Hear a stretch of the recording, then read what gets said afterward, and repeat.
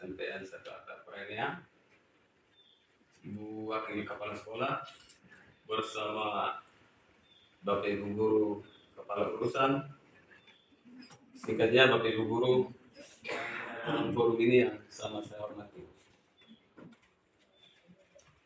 Pada kesempatan yang pertama,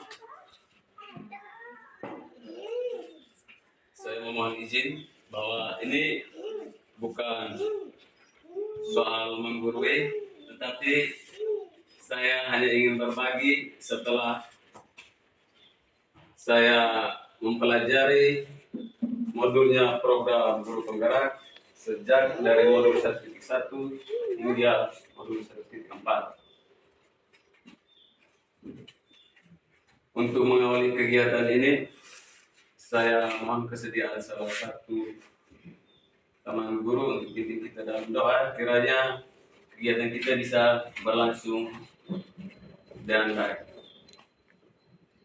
Saya mohon kesediaannya Ibu Ido saya persilakan.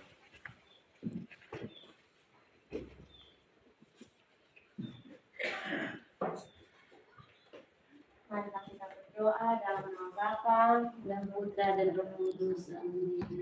Bapa di surga Tuhan, Bapa Putra dan Roh Kudus, terima kasih banyak Tuhan atas berkat hari ini. Engkau boleh mengumpulkan kami di tempat ini dalam keadaan sehat. Sekarang kami akan memulai kegiatan, kami minta Roh Kudus memberkati kami, agar kegiatan ini boleh berlangsung dengan baik. Semua doa ini Tuhan kami sampaikan kepadamu lewat perantaraan Kristus Tuhan kami. Amin. Dalam nama Bapa Dan Putra dan Roh Kudus. Amin. Terima kasih untuk Ibu Ido yang sudah membawa kita dalam doa pada siang hari ini. Pada kesempatan yang berikut saya ingin sampaikan bahwa agendanya itu ada 4.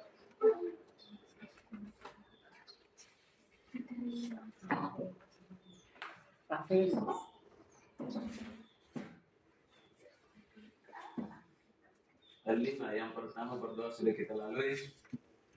Yang kedua mungkin ice breaking. Yang ketiga tujuan kegiatan. Yang keempat materi dan tanya jawab. Dan yang kelima penutup.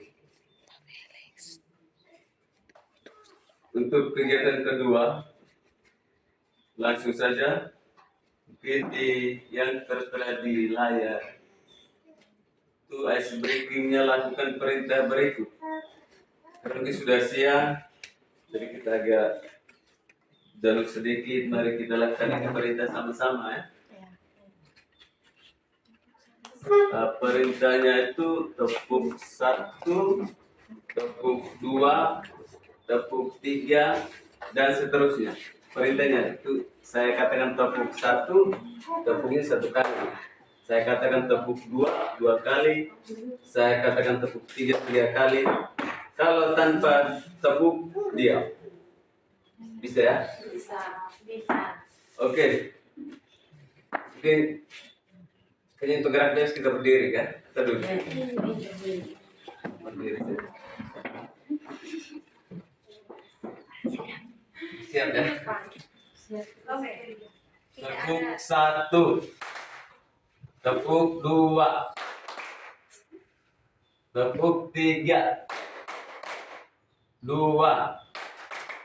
Tidak ada tepuk tadi. Oh ya. Oke, kita ulang ya. Berarti belum fokus. Oke. Tanpa kata tepuk kita diam. Oke, kita ulang ya. Tepuk 1, tepuk 2, 3. Oke, sekali lagi yang terakhir. Tepuk 3, tepuk 3, tepuk 1. Oke, terima kasih Bapak Ibu Guru. Kita masih fokus soal fungsian. Kita harus fokus.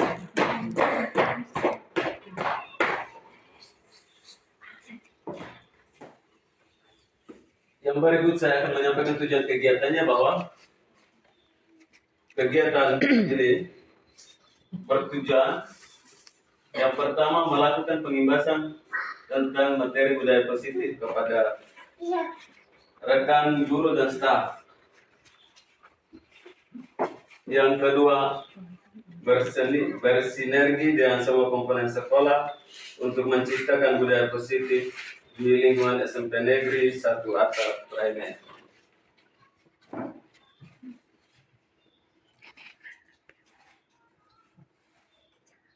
Bapak Ibu Guru,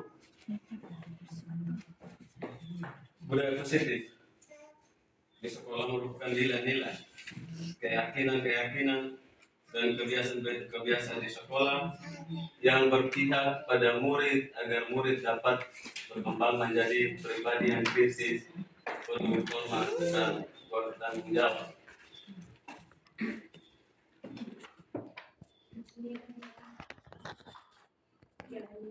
Nilai-nilai keyakinan ataupun kebiasaan-kebiasaan positif yang kita lakukan di sekolah dan tujuannya itu berpihak pada murid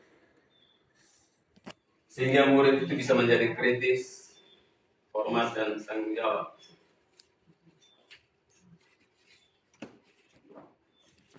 Untuk melakukan budaya positif, sebelumnya mungkin mari sama-sama kita saksikan videonya dulu.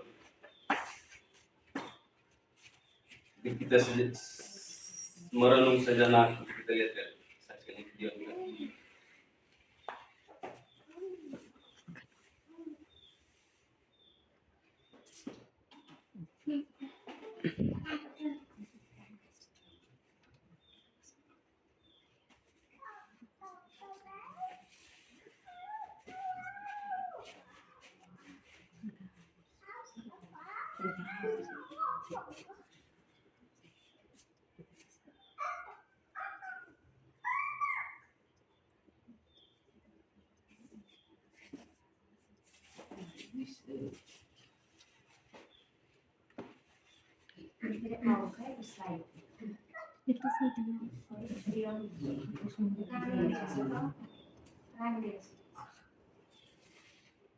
Kembalikan dulu atau bukan linknya langsung ini.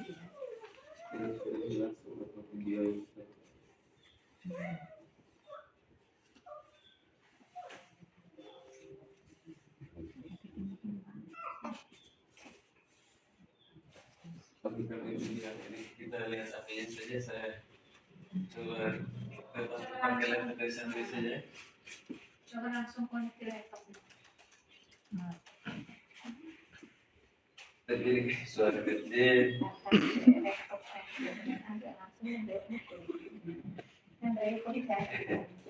Lagi dengan satuan apa ya? Nanti satuan. Iya.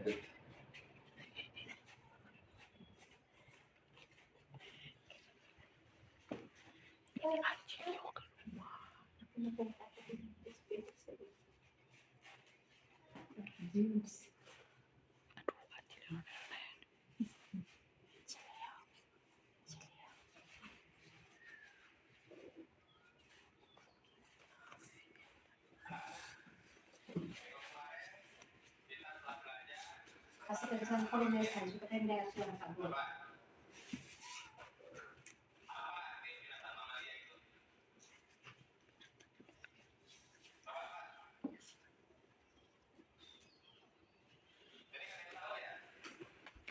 Selesai.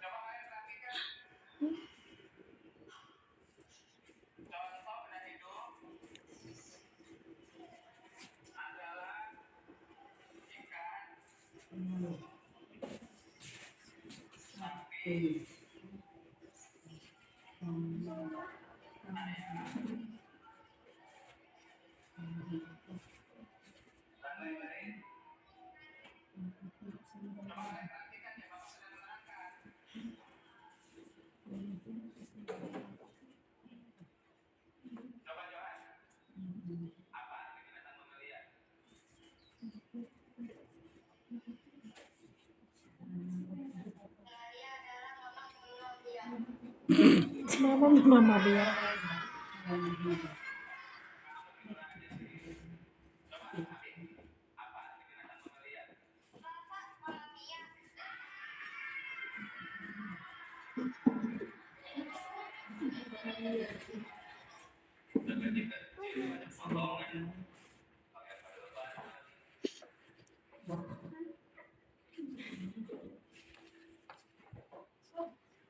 Oke, terima kasih untuk kesediaan menunggunya. Saya langsung saja.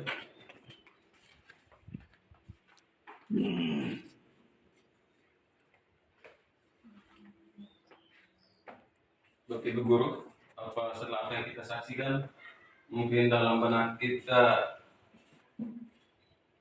muncul dilema. Selama ini saya berbuat begitu atau tidak? Mungkin kita jadikan refleksi pribadi. Kemudian pada akhirnya jangan anak yang selalu disalahkan. Kita lanjut pada slide berikutnya itu tentang paradigma baru. Dari video yang telah kita lihat itu model pembelajaran yang lama di mana berpusat pada guru, sedangkan tuntutan zaman sekarang yang awalnya dari guru pusat ke pembelajaran siswa aktif, bukan lagi guru menjadi satunya pusat ilmu.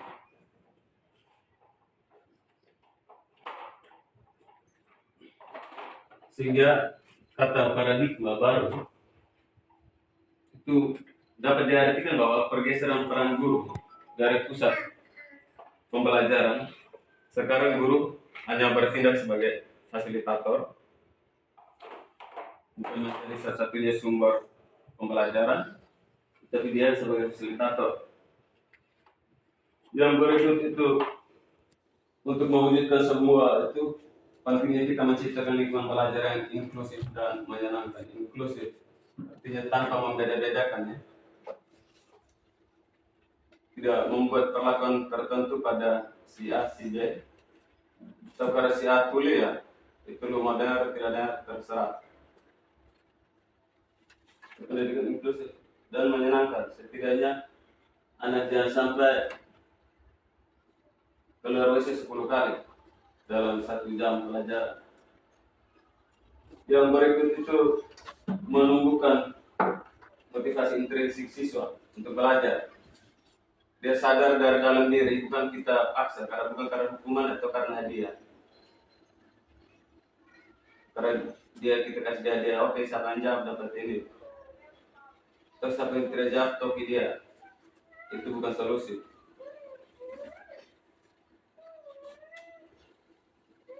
Bapak Ibu Guru, coba kita lihat. Seandainya di sekolah kita terapkan senyum model begini, ini baru seperti tiap hari kita senyum, lingkungan sekolah kita tentu muncul banyak aura positif, ya. Menurut Bapak Ibu Guru, bagaimana tanggapan Bapak Ibu Guru terhadap gambar ditayangkan itu? Sementara apa? Sedang apa? Seperti apa?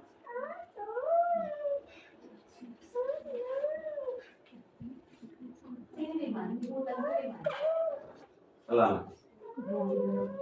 Kita untuk sekolah, ya, istilahnya.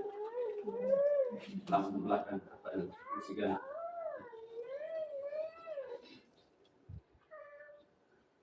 Oke.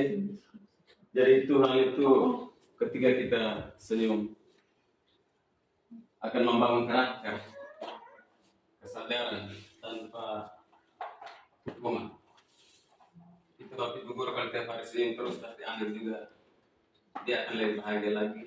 Dan bahkan mungkin sudah jam keluar sekolah juga dia belum mau pulang, masih masih di guru. Sehingga yang pertama perlu kita terapkan dalam budaya positif, yang pertama adalah disiplin positif. Usaha disiplin positif berfokus pada membangun hubungan positif dengan siswa. Dalam hal ini berarti siswa tidak hanya takut kita karena nanti ada konsekuensi yang dia dapat akibat daripada pelanggaran yang dia lakukan. Dan yang berikut mengajarkan siswa bertanggung jawab atas tindakan mereka. Setelah mereka buat, itu mereka bisa bertanggung jawab. Karena itu, untuk memulainya mungkin kita awali dari kita bapak ibu dulu. Ketika kita disiplin, berarti anak-anak akan menjadi lebih disiplin lagi. Karena berbicara soal disiplin bukan berarti disiplin datang tepat waktu atau disiplin kerjakan tugas, tetapi disiplin dalam hal ini berarti muncul dari dia sendiri, kesadaran dari dalam diri, itu yang dikatakan disiplin. Kalau disiplin hanya karena takut hukum, kalau disiplin karena janji hadiah, tidak. Dan yang ketiga, tanpa hukuman bisa membantu siswa mengembangkan keterampilan sosial dan emosional. Siswa berbuat sesuatu bukan hanya karena takut dihukum, tetapi dia lakukan sesuatu berdasarkan kreativitas yang dia punya, dia lakukan dengan hati. Yang berikut, kebutuhan dasar manusia. Berbicara tentang disiplin pasti muncul pro kontra dalam batin kita. Oh ini si A pasti begini, si B pasti begini. Kan semua orang punya keinginan yang berbeda-beda. Kebutuhannya dia, kemauannya dia. Dan kebutuhan dasar manusia akan memenuhi motivasi belajar kita ya. Terlebih siswa itu. Jadi kebutuhan dasar manusia itu ada 5. Yang pertama bertahan hidup. Dalam bahasa Inggrisnya dikatakan survival. Yang kedua kasih sayang dan rasa diterima, love and belonging. Dan yang ketiga kekuasaan dan penguasaan, power. Yang keempat kebebasan, freedom. Dan yang kelima kesenangan, fun. Semua manusia memiliki 5 kebutuhan ini. Kebutuhan bertahan hidup ada di semua punya. Ataukah mungkin di antara bapak ibu guru kan tidak mungkin kita hanya butuh 4 saja, pasti butuh ini semua. Hidup tanpa 5 aspek ini kayaknya hidup terasa hambar ya. Oke. Jadi contoh-contohnya bertahan hidup. Nilai yang ditekankan itu adalah menyangkut keselamatan.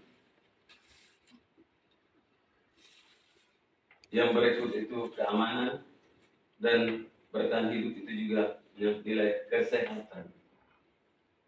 Dan bertahan hidup tentu salah satu aspek yang tidak perlu kita lupakan telah memiliki keturunan. Bertahan hidup. Yang kedua, cinta kasih diterima dapat kita wujudkan melalui keintiman, keanggotaan, keterhubungan, hubungan antara kita dalam konsep sekolah yang kita butuhkan cinta kasih dan rasa diterima itu. Artinya hubungan kita dengan siswa itu kalau bisa kita memiliki hubungan yang baik sehingga siswa merasa dicintai dan diterima. Yang berikut penguasaan, power. Tentu kita sebagai individu tidak terlepas daripada keinginan untuk berkompetisi, meraih prestasi, meraih pengaruh. Akan tetapi hal itu kita lakukan dengan mempertimbangkan bahwa kita sebagai makhluk sosial bersainglah secara sehat, berkompetisilah secara baik. Yang keempat, kebebasan. Salah satu contoh yang perlu kita kembangkan adalah kreativitas. Berkreasi sesuai dengan kemampuan kita. Semua manusia pasti ingin berkreasi. Berkreasi jangan takut-takut. Berkreasilah. Kita Bapak Ibu Guru kalau kita kreatif, saya teman-teman ibu guru saya itu banyak yang kreatif. Ya, itu bagian contoh untuk siswa yang kemungkinan siswa akan lakukan seperti yang ibu-ibu guru sudah lakukan. Sehingga berkreasilah tanpa rasa takut ya, bebas. Dan yang berikut, yang terakhir itu adalah kesenangan atau hiburan. Manusia butuh hiburan, kegembiraan, tawa. Akan tetapi hiburan terkontrol, kegembiraan terkontrol, tawa yang terkontrol.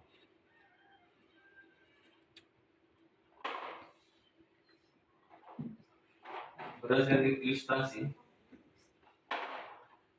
yang sudah ditayangkan itu, yang berikut motivasi perilaku manusia. Berlika. Kenapa siswa berbuat demikian? Kita tegur, dia habis dia pukul, habis pukul besok buat lagi. Kenapa demikian? Tentu dia punya motivasi tertentu. Ingin coba kan? Apakah? Tapi dia lakukan sesuatu dengan alasan tertentu ya. Ya, jadi motivasi perilaku manusia itu dalam pengertian sederhana, motivasi itu adalah dorongan yang membuat seseorang untuk melakukan sesuatu dan sesegera mungkin bertindak. Keinginan yang bergejolak dalam hati itu dia ingin untuk segera dia lakukan. Motivasi kalau motivasi terpendam tidak ada ya. Bakat terpendam juga itu mati, motivasi terpendam lebih mati lagi kita.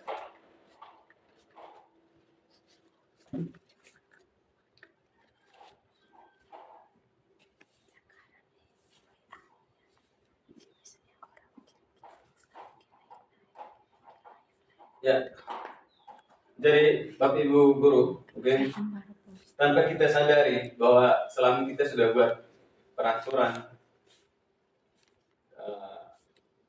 mungkin tanpa melibatkan siswa, dan memang kenyataan itu siswa lakukan. Apakah kita pernah bertanya pada siswa, kamu lakukan itu hanya untuk menghindari hukuman atau tidak? Ataukah yang kamu lakukan itu untuk mendapatkan penghargaan, dipuji? Ataukah yang kamu lakukan untuk menjadi diri sendiri? Sebagai contoh,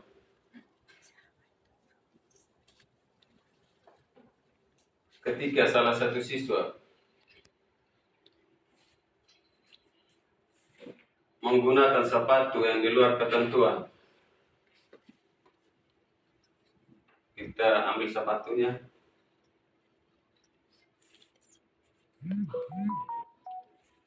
secara sadar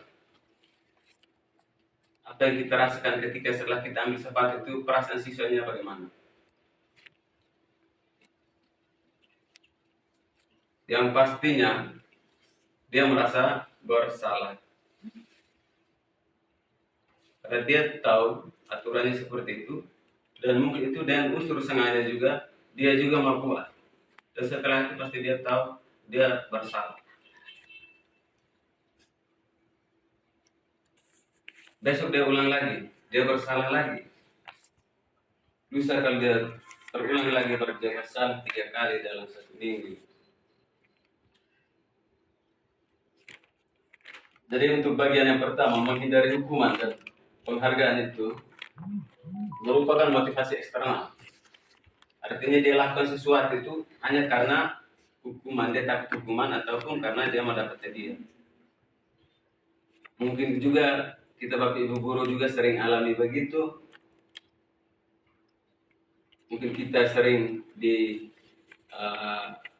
tegur oleh atasan kita mungkin tanpa kita sadari kita coba berubah, tapi berubah hanya untuk dia dan sendirinya dia rasa percaya dirinya tinggi sekali. Bahkan karena kita tidak kontrol, rasa percaya diri dia itu bisa melonjak keluar dari jendela. Jadi artinya kita sebagai guru, saya percaya bahwa Bapak Ibu guru orang-orang kreatif, utusan. Sehingga dari konsep disiplin gagal dan sukses itu, mari kita sama-sama menyadari bahwa pentingnya kita memberikan umpan balik yang konstruktif terhadap apa yang siswa kita lakukan, baik itu dalam hal gagalnya ataupun suksesnya. Mari kita memberikan umpan balik. Jangan kita diam ya, nanti siswa kita tidak mau tahu mau kemana arahnya. Ya. Hal tersebut tidak lepas dari posisi kontrol kita sebagai seorang guru. Sesuai dengan materi yang telah saya pelajari di dalam program guru penggerak itu, guru itu berada pada 5 posisi kontrol. Yang pertama sebagai penghukum. Guru itu kita punya 5 posisi kontrol, ya. Yang satu sebagai penghukum, itu utama. Yang kedua membuat rasa bersalah. Yang ketiga teman. Yang keempat pemantau. Dan yang kelima paling atas itu adalah manajer. Itu yang dicita-citakan kalau bisa kita jadi manajer. Jangan tiap hari hanya jadi penghukum.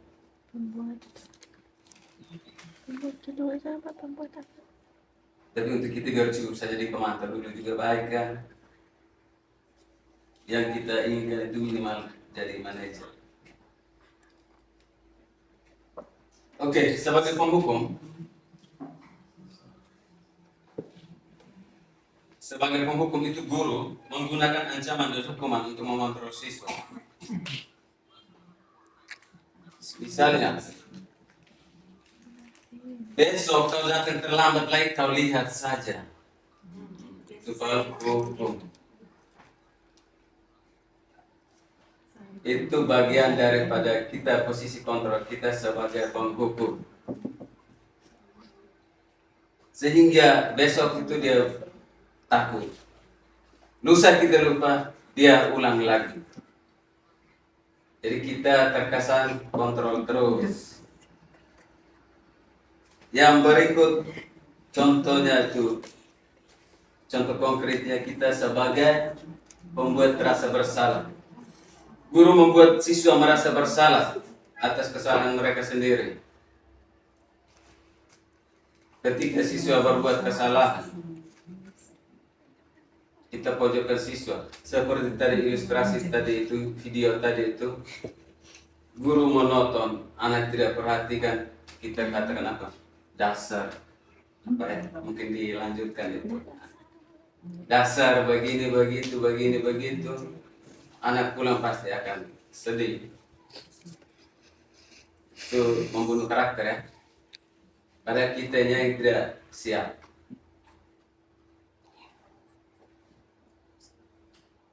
Dan yang ketiga, sebagai teman. Guru berusaha menjadi teman bagi siswa, tetapi kehilangan otoritas. Misalnya kita anak-anak tidak mau kerja ya, sorry Bu, kamu kerja dulu nanti kepala marah kita. Ini contoh. Berarti kita di situ kita memperlakukan dia sebagai teman, dia sendirinya anak itu dia takut pada hukuman dan dia tidak takut. Otoritas kita hilang. Itu guru yang belum diharapkan. Oh, jangan nanti begini. Kita berlaku hanya karena kita takut ibu kepala. Saya takut ibu kepala, lalu saya ajak anak-anak untuk berbuat yang baik karena nanti ibu kepala marah saya. Dan itu bukan yang diharapkan. Kita berada dalam posisi itu.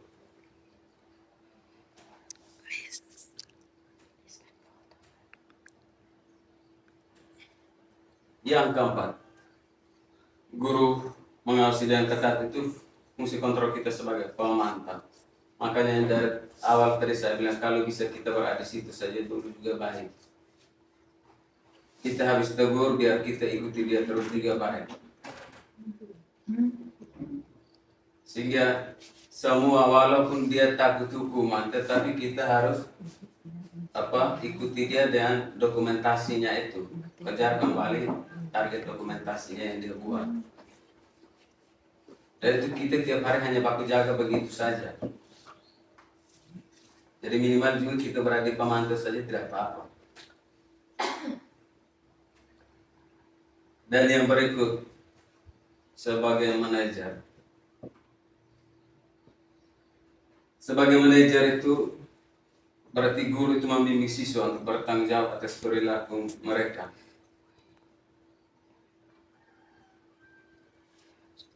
Bapak Ibu guru, kita sering ditegur oleh atasan kita itu tujuannya hanya untuk membimbing kita untuk bisa bertanggung jawab. Setelah kita bertanggung jawab, kita teruskan ke siswa akan lebih bertanggung jawab. Kalau kita juga hanya takut pada hukuman atau untuk mau diberi hadiah penghargaan, guru teladan dalam kertas juga kurang bagus ya. Sehingga yang beliau lakukan itu adalah mau munculkan kesadaran tanggung jawabnya kita untuk perilaku kita sendiri. Jadi itu posisi manajer. Dan posisi manajer ini mungkin sudah melalui seleksi sehingga bisa dijadikan seorang pemimpin itu adalah manajerialnya itu bagus. Yang kita harapkan juga seperti itu kita Bapak Ibu guru.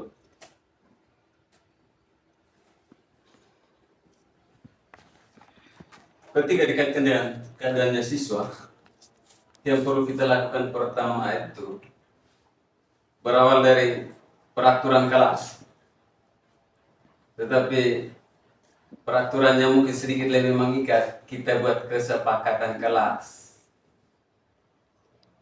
Kesepakatan kelas itu kita lakukan dengan melibatkan siswa.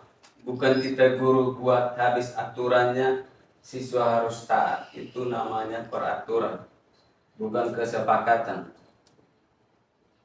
Dari kesepakatan itu baru kita jadikan keyakinan kelas. Setelah dia meyakini nilai-nilai yang kita sepakati, tingkat tanggung jawabnya dia tinggi dan perilakunya dia bisa berubah.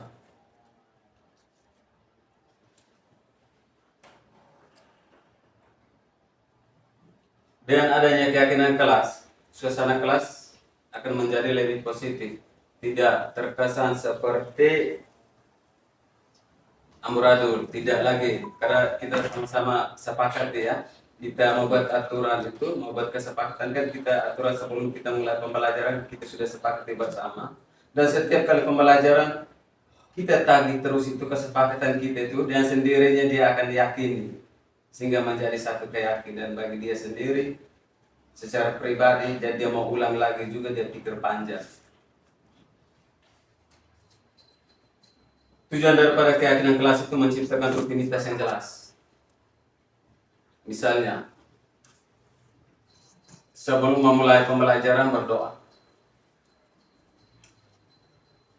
Kalau kita guru katakan berdoa, tapi kalau anak tidak mau, Akan tetapi kita sudah tuang ke dalam kesepakatan kelas di mana kamu yang sampaikan pendapat toh. Masa kita yang sampaikan lalu kita yang langgar? Kan tidak. Anak merasa dihargai dan diterima juga karena dia juga turut berpendapat. Jadi kalaupun memang dia langgar ya, kita kembali lihat apa yang kita sepakati. Itu rutinitas, dia sudah akan berlangsung setiap hari kita masuk juga, dia sudah akan sadar itu. Kita guru mata pelajaran masuk juga kan, kita setiap guru mata pelajaran buatkan keyakinan kelas kita masing-masing ya. Sehingga dari situ kan suasana kelasnya kita itu ketika kita suruh dia berbicara baru dia bisa berbicara. Teman yang lain berbicara dia mendengar karena bukan gilirannya dia berbicara. Jangan si A baru berbicara, si B sambung, si C hancur. Tujuan daripada keyakinan kelas itu juga dapat memberikan pujian spesifik. Itu misalnya penghargaan kita terhadap prestasi yang diraih. Setiap siswa, misalnya dia berani untuk berpresentasi saja itu minimal diberikan apresiasi berupa tepuk tangan. Tepuk tangan saja tidak apa-apa, yang penting jangan uang. Karena uang dia tergantung. Dan yang berikut itu akan membangun hubungan saling menghormati karena kesepakatan telah kita buat bersama, di mana setiap siswa berpendapat. Kalau tidak sesuai dengan itu kita ganti lagi. Kesepakatan tiap minggu kita ganti terus juga tidak apa-apa. Yang penting sesuai dengan mereka punya mau. Dan kalau memang sampai 2-3 kali pasti kita Bapak Ibu Guru juga fungsi kontrolnya kita itu ada 5 posisi kontrol itu untuk kita ambil alih.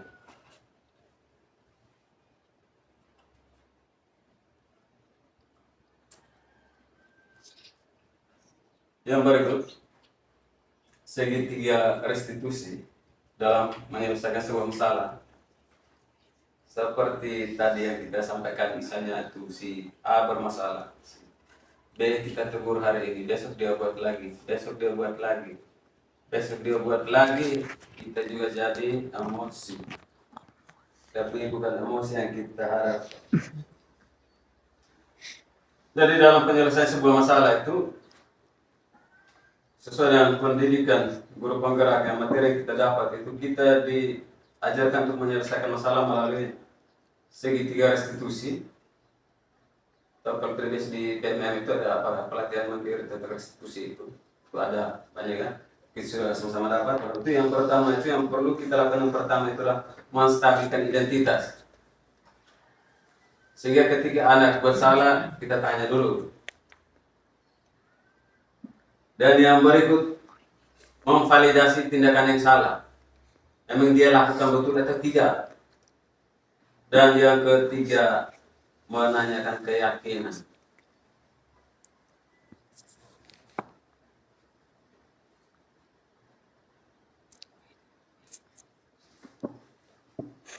Ya, jadi saya ulangi bahwa yang pertama itu menstabilkan identitas atau stabilize the identity. Dan yang kedua validasi tindakan yang salah, validate the mistake. Dan yang ketiga menanyakan keyakinan, seek the belief.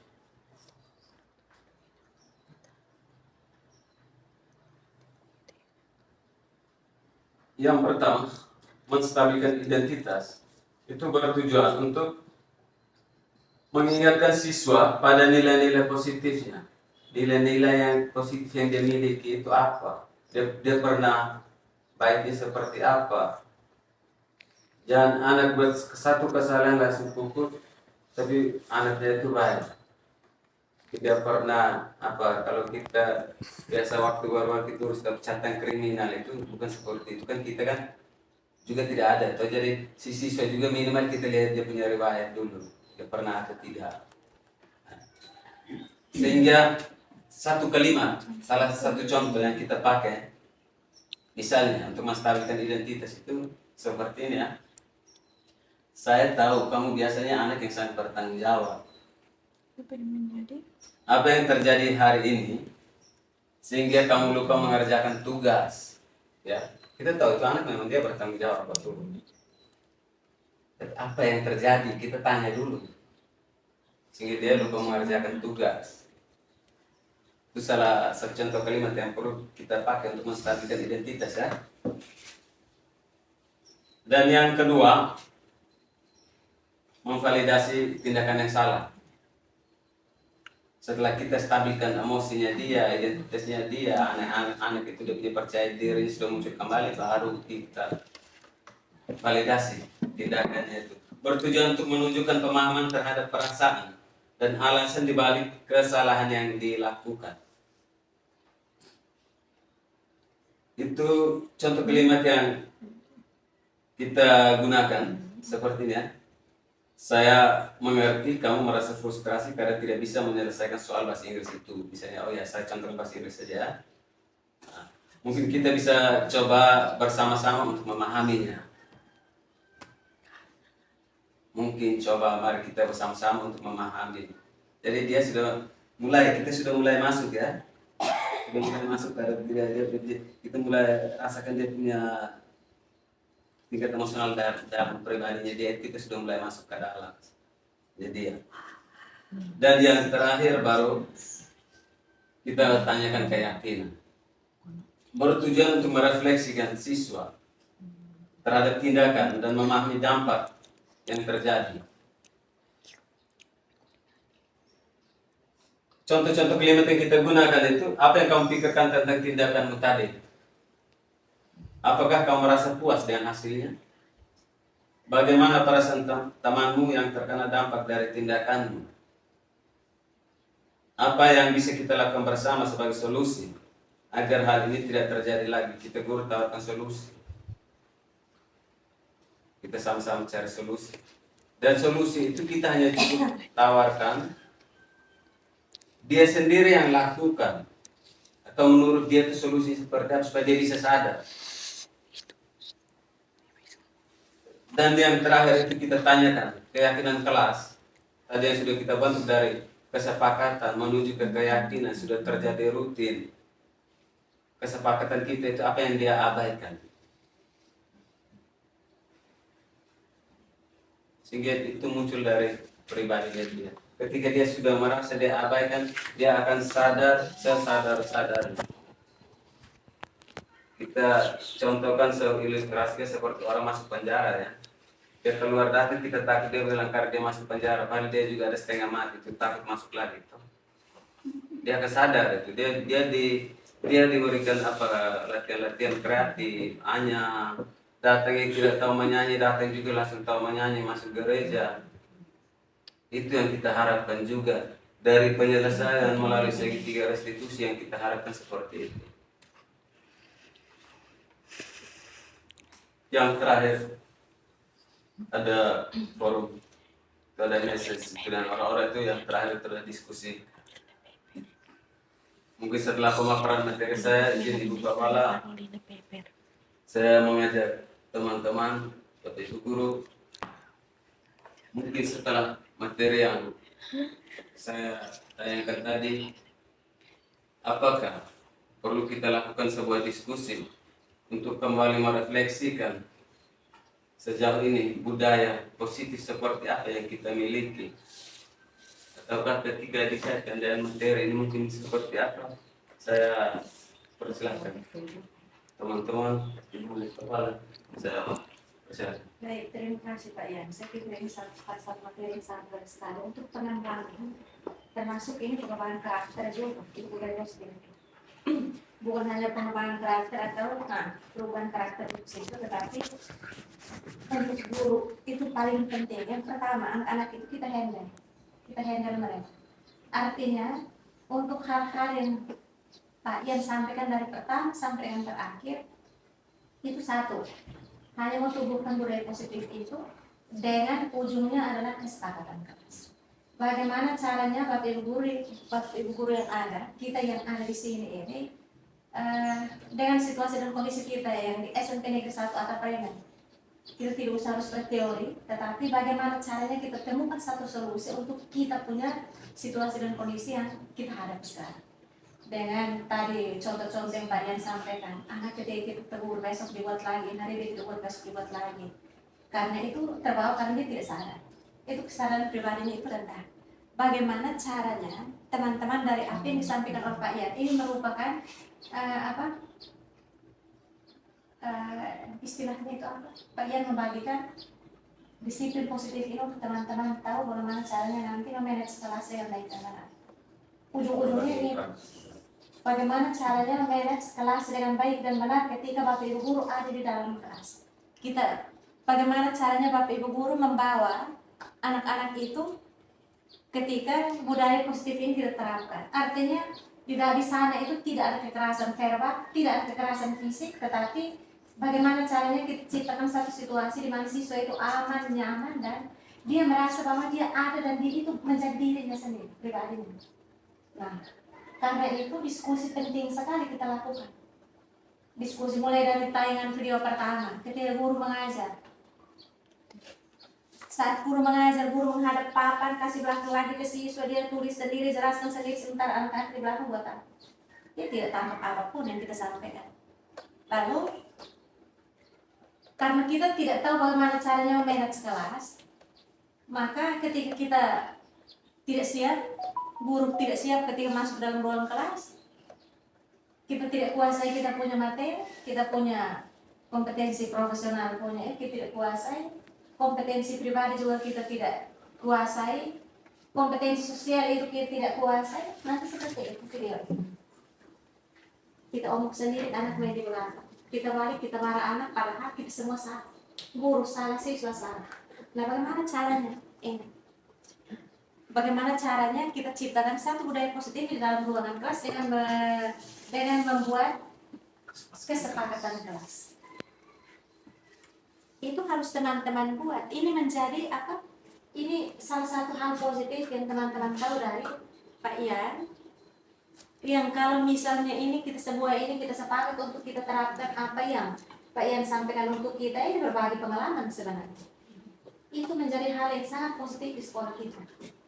Kalau semua guru tahu bagaimana caranya guru bawa diri dalam ruangan kelas, bagaimana caranya guru memahami situasi anak, bagaimana caranya kita sadar untuk semua melaksanakan sesuai dengan aturan yang berlaku, kita aman sekali, kondusif sekali. Di sekolah itu kondusif sekali. Karena itu Pak Ian mesti buka diskusi sehingga kita bisa tahu teman-teman punya keluhan. Di dalam kombel kita, karena tadi tersita dan waktu, misalnya 3 jam itu penting sekali untuk kita diskusi, ini penting menurut saya. Masing-masing teman-teman guru itu mengungkapkan kesulitannya ketika di dalam ruang kelas, kesulitannya ketika menjadi konselor di dalam kelas. Itu. Apalagi mereka yang wali kelas. Bagaimana caranya menangani anak-anak yang dalam notabene dia punya kelakuan yang high, dia punya kelakuan yang menurut kita berlebihan, dia punya kelakuan yang mungkin menurut kita dia tidak wajar lah. Entah itu kelakuannya berlebihan atau mungkin dia paling rendah, tidak tanggapi orang omong juga dia tidak tanggapi, tanya juga dia tidak tanggapi. Bagaimana caranya? Kita di dalam sini kalau dapat kesepakatan kelas, juga ada kesepakatan kita di dalam lembaga, begitu. Antara kita Bapak Ibu, saya dan Bapak Ibu. Karena itu kesempatan sepenuhnya ini jam 13.11 kita batasi sampai dengan jam 13.30. 20 menit, 30 menit berikutnya kita diskusikan ini dan mesti kita dengar satu persatu. Ini bukan masalah Pak Jan mau menggurui teman-teman, bukan. Tetapi ini adalah sharing pengalaman apa yang Pak Ian dapat, dan itu saya rasa itu baik untuk kita terapkan dalam kita punya lingkungan sekolah dan dalam ruang kelas. Jadi saya persilahkan. Baik, terima kasih Bu Kepala atas masukan maupun penguatannya itu. Ya, jadi saya ulangi bahwa tujuan akhir daripada diseminasi budaya positif ini adalah kita terciptanya kesepakatan kelas. Karena dari kesepakatan kelas menuju ke keyakinan kelas, dari keyakinan kelas menuju ke keyakinan sekolah, di mana kesepakatan itu kesepakatan kita Bapak Ibu guru bersama kepala sekolah, libatkan juga anak-anak. Kalau kita sudah sepakati semua, kita sudah yakini semua secara konsisten, apalagi yang terjadi. Kalaupun memang masih sampai terjadi lagi ya, kita kembalikan apa yang kita sepakati. Human errornya. Jadi misalnya Ya. kesepakatan itu sudah ada dan kembali lagi berarti manusianya. Ya, mungkin. Kembali ke manusianya, pribadinya. Sehingga bagaimana Bapak Ibu Guru mungkin pada kesempatan diskusi, forum diskusi ini kita buka dan waktunya 15 menit. Mungkin saya persilahkan Bapak Ibu Guru, mungkin kita sama-sama saling sharing, berbagi seperti apa ketika saat di dalam tayangan, merefleksikan dalam tayangan itu seperti apa, ataukah selama ini yang kita rasakan seperti apa. Mari kita sama-sama berbagi. Baik, Pak Yan, satu hal lagi, makanya saya sampaikan untuk teman-teman ini bukan supaya kita saling menghakimi. Ini bukan untuk saling menghakimi, tetapi kita secara kekeluargaan di sini ini kita berusaha untuk kita lihat mana yang harus kita perbaiki, terutama untuk Bapak Ibu guru yang mengajar, yang notabene tiap hari berhubungan dengan anak-anak, terus mereka yang wali kelas, saya bersama dengan teman-teman. Nah, kita tidak saling menghakimi, tetapi apa yang mungkin selama ini kita buat dan kita tidak sadar, di sini kita refleksi. Ini kita refleksi. Silahkan. Ibu Guru, waktu 15 menit lagi saya persilahkan. Ada satu, tadi saya ada sepanjang tayangan video itu ada satu hal. Begini. Dengan situasi kita di lainnya ini, kita langsung ke hal yang paling realitas, kita ke realitas. Dengan satu situasi kita di lainnya ini, dengan perilaku anak-anak, menurut saya itu dalam tanda kutip. Menurut saya itu dalam tanda kutip. Nakal iya. Belum bisa baca iya. Belum bisa tulis iya. Ketika kita arahkan untuk dia belajar, waktu-waktu yang dia punya tanpa kontrol guru, dia selalu ada di waktu-waktu belajar itu. Nah, ketika kita Bapak Ibu guru yang masuk mengajar di sana, ditambah lagi dengan psikologi anak yang berbeda-beda dan karakternya, mereka punya psikologi itu, mungkin keadaan mereka punya rumah di sana kan kita tidak tahu, keadaan dirinya di rumah sana kita tidak tahu. Ketika dia sampai di sekolah, dia punya hubungan dengan dia teman-teman yang lain kan kita tidak tahu secara psikologis. Lalu setiap informasi apa atau setiap hukuman apa atau setiap hal apa yang kita sampaikan untuk dia, yang pasti mempengaruhi psikologi.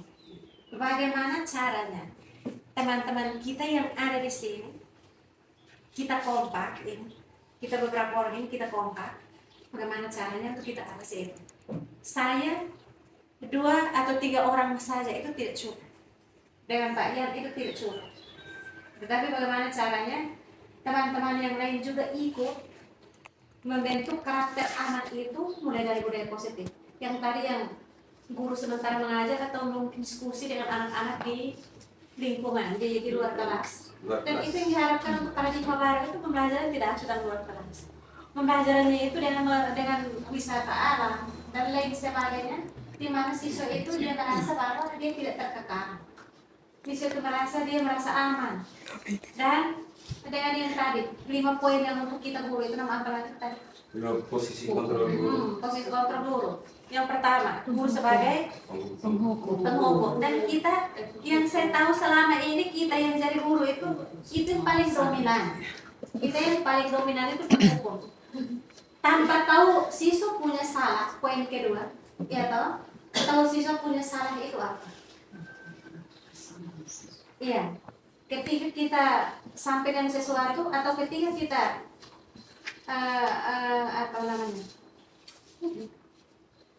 ada sesuatu masalah yang ketika melibatkan siswa itu, tanpa kita tanya kita langsung pukul atau kita beri hukuman fisik atau hukuman mentalnya itu lewat ini kata-kata.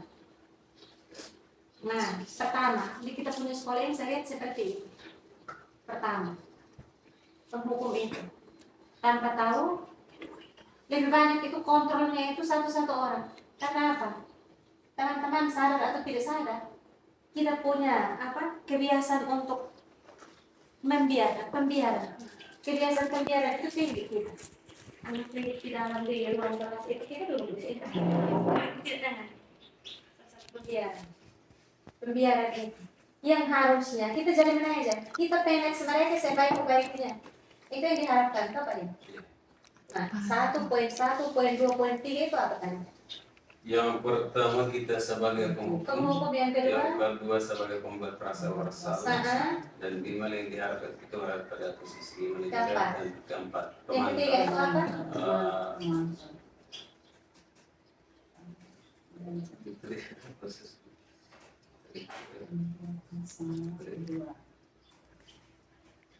Pemberi rasa hukum, penghukum memberi teman, kita sebagai teman yang baik. Yang pertama penghukum, yang kedua pembuat rasa bersalah, yang ketiga sebagai teman, dan yang keempat pemantau, dan yang terakhir posisi tertinggi itu adalah manajer. Nah, bagaimana caranya sampai kita harus sampai dengan poin yang keempat yang pemantau? Kita mesti mulai dari diri kita sendiri. Kita yang jadi guru, kita mesti mulai dari diri kita sendiri. Seperti yang tadi saya sampaikan itu. Di dalam ruang kelas kita sudah buat kesepakatan bersama, tetapi guru sendiri melanggar, apa artinya? Kalau kita sendiri yang pembuat keyakinan bersama dengan anak-anak, anak-anak kan mengikuti apa yang kita buat. Kita mau, hari ini anak-anak kita membuat keyakinan kelas itu poin 1, poin 2, poin 3, poin 4. Nah, kalau kita sendiri yang sebagai guru kita melanggar apa yang kita yakini, apa artinya? Siswa kita mau bawa kemana? Nah, karena itu sebelum buat keyakinan kelas itu, teman-teman guru yang wali kelas itu sebelum buat keyakinan, bahkan untuk guru mata pelajaran pun mesti harus ada. Berarti teman-teman harus tahu dulu yang 5 poin itu. 5 poin kita itu harus tahu itu. Pertama, kita hilangkan dulu kita sebagai penghukum. Yang kedua, menyudutkan siswa. Itu poin 2 itu kan menyudutkan siswa. Kalau kita omong dia tidak ikut, kita mulai sudah pakai bahasa yang menyudutkan dia, yang dia lebih terpuruk lagi. Itu sering kita lakukan. Yang ketiga, sederhananya gitu ya. Yang ketiga, kita sebagai teman. Kita sebagai teman, yang ketiga, kita sebagai teman ya. Sebagai teman toh, yang ketiga. Teman yang seperti apa? Untuk dia, untuk siswa. Iya. Teman konteks ini seperti apa? Karena ini sempat kita masukkan juga posisi kontrol guru ini karena itu materi yang kita dapat. Ini hanya kemarin juga sempat saya cerita dengan ibu kepala itu bahwa yang kita alami di banyak sekolah itu guru sekarang itu terkadang hilang diri, hilang otoritas, hilang kontrolnya dia. Itu seharusnya dia tempatkan diri sebagai contoh, dia harus jaga wibawanya dia. Tetapi karena seperti yang saya ilustrasikan tadi bahwa ketika saat kerja bakti itu kepala suruh kita kerja bakti itu kita awasi kontrol anak-anak ya. Lalu kita katakan untuk anak-anak kerja diam-diam itu nanti kepala marah kita. Dia rasa kayak sapu kawan. Jadi dia sendirinya, itu ibu kepala om dia takut. Tapi kalau kita tenang, tidak ada yang ngerti, ibu kepala tidak ada yang ngerti, pasti akan muncul nanti, akan muncul. Kalau memang kita melakukan sesuatu hanya karena kita juga dipaksa. Berarti Pak ya. Posisi kita sudah sebagai teman. Mesti jelaskan itu untuk teman-teman bahwa ketika kita posisinya kita sebagai teman untuk siswa itu mesti tahu batasan. Ya, ada batasan. Ada batasan. Bilang otoritasnya kita. Ada batasan. Kapan kita bisa omong baik dengan siswa? Kapan kita itu menjadi orang tuanya? Kapan kita itu jadi guru untuk itu? Itu mesti kita batasi. Tidak. Maksudnya begini. Jangan sampai kita sendiri salah bawa diri. Sebagai teman itu kita salah bawa diri sehingga anak tidak menganggap kita sebagai guru lagi. Anak tidak menganggap kita sebagai orang tuanya dia di sekolah, tetapi dia menganggap kita sebagai dia pun teman pergaulan. Dia omong tidak menghargai kita lagi. Dia omong seenaknya, sebebasnya, begitu. Itu maksudnya. Atau ada teman-teman lain yang itu? Teman-teman lain yang punya ide untuk itu? mesti kita pahami betul kita punya peran itu, guru itu. Bukan hanya sebagai poin 1-2. Maksudnya poin 1-2 itu saya mau supaya kita hiraukan. Sebagai penghukum kita kasih hirau. Terus suka menyudutkan kita kasih hirau. Intinya begini, saya ada satu buku yang saya baca itu untuk bagaimana caranya memberi apresiasi. Anak itu dia buat sesuatu yang paling kecil pun, tetapi dia mampu buat, itu berarti harus berikan dia apresiasi. Itu membangkitkan dia punya kepercayaan diri. Membangkitkan kepercayaan diri. Misalnya, ketika kita suruh dia untuk menjawab satu pertanyaan itu disebutkan sesuatu, tetapi salah, jangan langsung bilang itu salah. Oke, mungkin ada teman lain yang punya, misalnya mungkin ada teman lain yang punya pendapat yang berbeda. Nanti setelah itu baru kita samakan persepsi. Salah satu contoh. Tetapi menurut saya Pak Ian, untuk teman itu teman dalam diskusi boleh. Ya, teman Misalnya. dalam diskusi boleh. Misalnya Pak Ian, ketika anak itu dia punya masalah dalam rumah, kita marah dia tidak nampak, kita beri hukuman untuk dia tidak nampak, berarti anak itu butuh sentuhan hati. Kita bawa dia jalan-jalan, kita omong dengan dia, kau sebenarnya kenapa sampai begini? Kau kenapa nakal sekali? Dengan sendirinya dia akan terbuka. Maksud saya teman dalam hal seperti itu. Temukan dia punya permasalahan secara psikologis, lalu kita cari jalan keluarnya, kita beri solusi. Itu teman yang saya mengerti sekarang. Nah, tetapi bukan berarti teman supaya dia melecehkan kita. Model seperti yang kemarin anak-anak itu. Kita omong habis, dia sambung, dia mengulang kembali bahasa yang kita sampaikan. Itu melecehkan, menurut saya itu melecehkan dan itu tidak dibenarkan. Karena apa? Mungkin dia menganggap kita teman, tetapi karena itu kita mesti buat batasan-batasan. Buat batasan-batasan. Nah, yang dianggap kita sebagai apa? Pemantau. Nah, kita kalau misalnya sudah buat kesepakatan bersama, kita kasih kepercayaan untuk mereka tuh kita pantau mereka punya perkembangan sikap dari laku, tingkat laku. Oh, kita punya kesepakatannya poin 1 misalnya saling menghargai di dalam ruangan. Menghargai ini kita jalankan memang menghargai dalam hal apa berpendapat tak. Misalnya di dalam ruang kelas temannya omong dia juga omong. Nah, sebentar sampai yang terakhir kita refleksikan kembali. Oh iya tadi dia kamu sebenarnya melanggar kita punya kesepakatan kelas nomor sekian misalnya seperti itu. Atau misalnya kesepakatan dan wali kelas. Kita disepakati untuk setiap siswa dalam ruang kelas ini misalkan tidak boleh atau jangan pakai kata tidak boleh. Kita sepakat supaya setiap siswa dalam kelas ini misalnya kelas 7 hadir tepat waktu sebelum guru mata pelajaran masuk. Siapa yang nanti akan berusaha untuk masuk tidak tepat waktu? Siapa yang nanti akan berusaha untuk terlambat? Tidak ada. Seperti itu. Kita pantau. Setelah itu kita pantau. Pantau perkembangan mereka sampai dengan yang paling tinggi tadi itu manajer. Bagaimana caranya kita manajemen mereka punya apa? Manajemen di dalam ruang kelas, bagaimana caranya kita manajemen sebagai guru mata pelajaran, di ruang kelas sebagai wali kelas dan seterusnya. Lalu yang tadi saya lihat lagi yang tadi di biasanya Pak Ian, saya lebih setuju kalau tadi habis video saat itu tidak diskusi sebagai introspeksi. Yang ini. Sebagai introspeksi, bagaimana caranya saya mengajar guru yang baik, bagaimana caranya manajemen guru mata pelajaran manajemen kelas, bagaimana caranya. Nah, saya tidak tahu teman-teman, kalau ketika kita masuk, kita mengajar, ketika sakit, kita kerompongan yang kering, anak-anak, tidak ada yang kita, dia malah asik sendiri di belakang dan bermain. Itu berarti kita punya persiapannya, kita punya penguasaan kelasnya rendah. Itu. Mudah-mudahan apa yang hari ini kita diskusikan ini, tapi saya tidak bisa omong sendiri, saya harus dengar teman-teman lain juga bersuara. Karena ketika saya omong sendiri, teman-teman lain tidak bersuara, mungkin ada pendapat lainnya.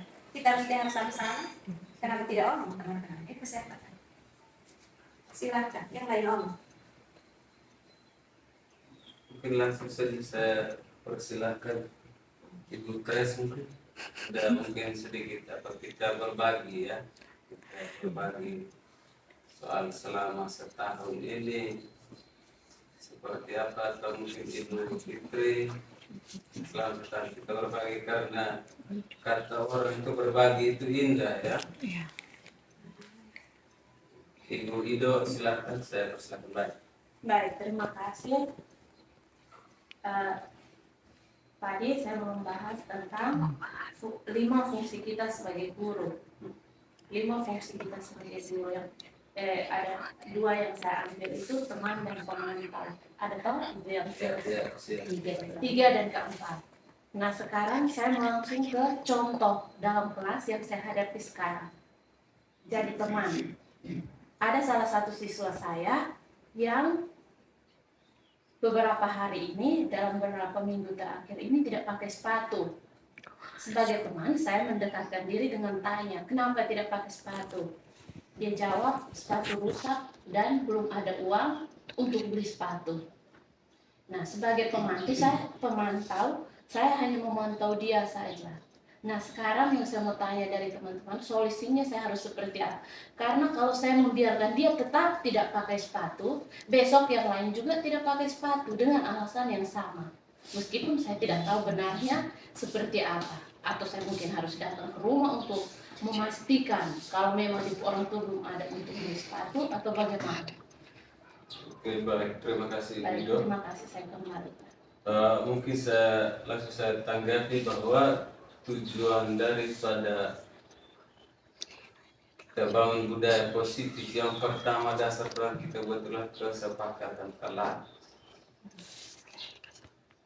Ketika dia tidak pakai sepatu ya,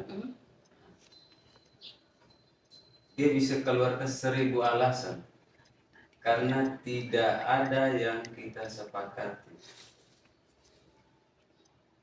Jadi kalau memang begitu, itu solusi yang terakhir sementara terjadi kan? Iya. Nah, mungkin sebagai wali kelas ya? Iya. Sebagai wali kelas, kita kan bisa jalin komunikasi ya dengan orang tua. Atau kenapa tidak selesaikan ke apa, kita mungkin di sini ada dan teman-teman kita berbagi. Nah, jadi solusinya itu yang pertama itu dekatkan diri ya dan orang tua sebelumnya melalui sekolah dulu ya. Kita punya atasan, kita sampaikan bahwa kalaupun memang tidak mempan, apalagi sudah berminggu-minggu, 1 minggu ya. Nah, karena itu kan kita belum sempat tidak lanjut kan, hanya kita pendam. Karena kita jadi dilema, antara itu mau benar atau tidak. Jadi kalau bisa, itu solusi yang saya tawarkan itu yang pertama kita buat kesepakatan kelas. Dan yang kedua, kita mungkin ini guru BK ya. Kita minta konsultasi tentang keadaan anak itu seperti apa, bagaimana kita atasi itu. Dan yang ketiga kita disampaikan ke pimpinan kita. Dan yang terakhir itu kita bisa jalin komunikasi dengan orang tua, tanya kepastian apa benar kan, mungkin dia sebelumnya tidak seperti itu. Jadi itu kita bisa selesaikan juga melalui segi institusinya itu. Kita tanya alasannya dia. Pertama itu kita katakan begini saja, oh tidak apa-apa, itu hal biasa, ibu maklumi misalnya ya, ibu maklumi. Nah, setelah itu kita cari tahu alasannya apa tidak pakai sepatu, karena apa? Yang kedua apa belum beli ya? Harus belum beli, orang tua belum ada uang ya. Setelah itu, kalau sudah ada kesepakatan kelas, kita berangkat dari kesepakatan kelas. Kita tanyakan keyakinan itu seperti ini. Apa siapa Arjo ya misalnya, Arjo ketika kamu berbuat begini, teman lain bilang apa?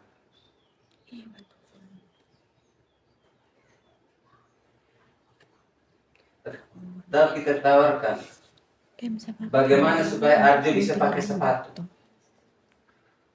Dia sendiri cari solusi. Ya. bagaimana dia bisa pakai sepatu? Dia sadar dalam diri sendiri pasti dia akan dapat sepatu. Tapi kalau dia tunggu bilang hari Senin, kalau hari Senin kan awal minggu, hari Senin pasar, hari Senin itu agak susah. Nah, jadi solusi yang pertama itu ya saya taruhkan kalau bisa kita berkesepakatan kelas. Dan itu memang itu mungkin sudah terlanjur apa ya, tapi pas juga dari pikiran kita di sini sudah dengar, mungkin nanti besok kita tindak langsung kita habis omong saat ini, besok kita langsung tindak lanjut. Dengan pertama itu. Pak Ian, untuk kesepakatan kelas hari ini perlu kita omong bersama. Sementara masalah ini sudah terjadi dan sudah berlangsung. Nah, sekarang ibu-ibu maksudkan itu, bagaimana caranya solusi untuk anak ini supaya ketika dia datang itu dia pakai sepatu dan dia pun alasan ini, saya punya sepatu rusak. Anak itu pernah saya tanya. Saya pernah tanya di sarapan setiap pagi, saya tanya. Ada bisa di mana? Selasa kemarin. Aku punya sepatu ada di mana? Ibu saya punya sepatu itu tidak bisa digunakan. Kenapa? Dasarnya sudah terlepas dan tidak ada. Maksudnya dia punya badan sepatu ini kita punya bagian atas telapak kaki itu terlepas dengan bagian bawahnya. Sehingga dia tidak pakai. Sementara dua yang lain yang tidak pakai, salah satunya adalah kiri.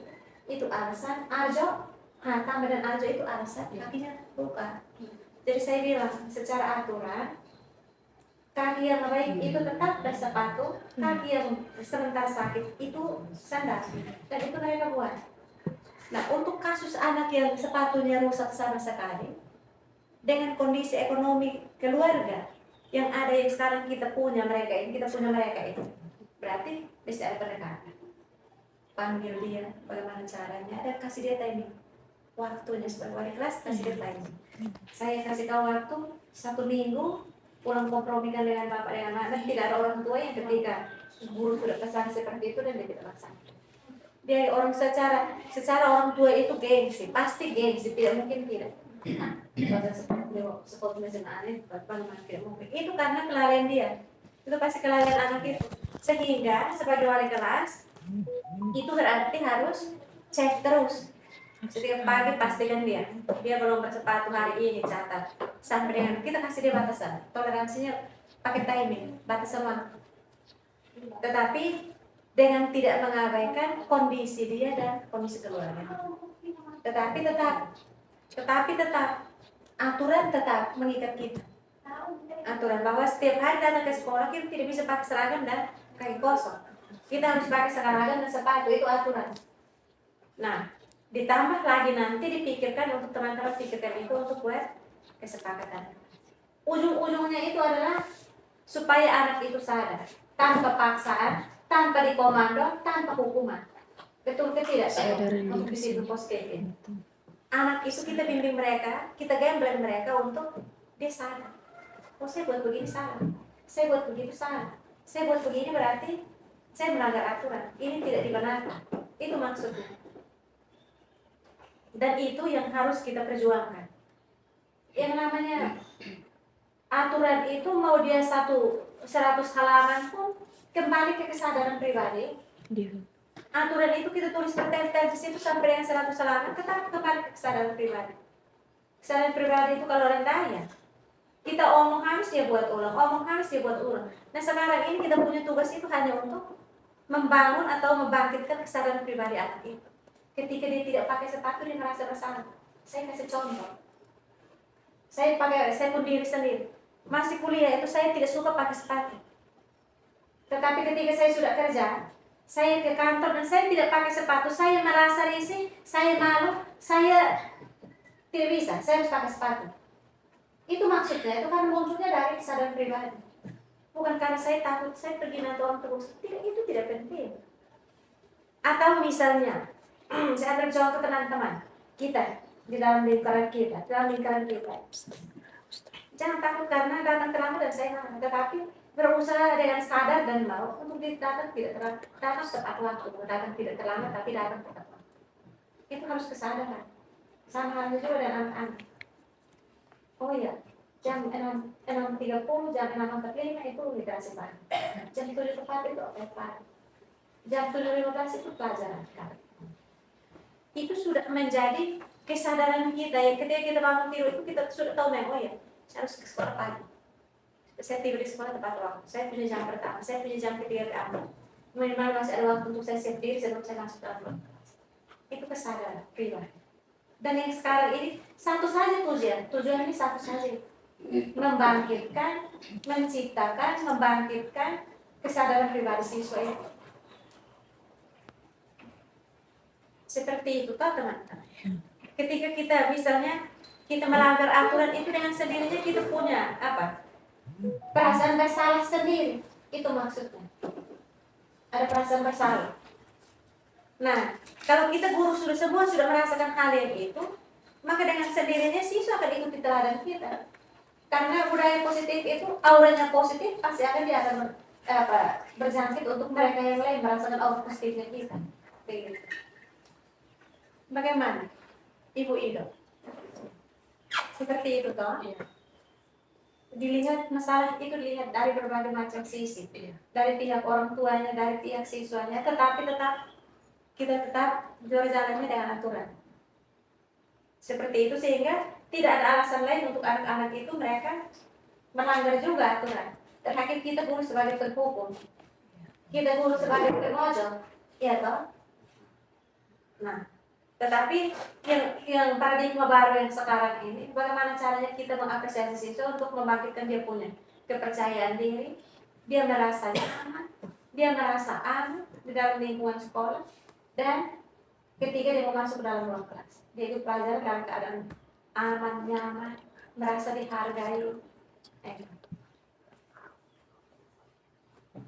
Sate, apa lagi? Oke, baik, ini terima kasih. Tanggapan sudah disampaikan juga oleh Kepala. Mungkin atas izin semua, kegiatan diseminasi hari ini saya tutup. Sebelumnya saya kembalikan ke Ibu Ido, tolong bantu kita dalam doa penutup sehingga Tuhan juga tetap menyertai dalam perjalanan kita. Siap.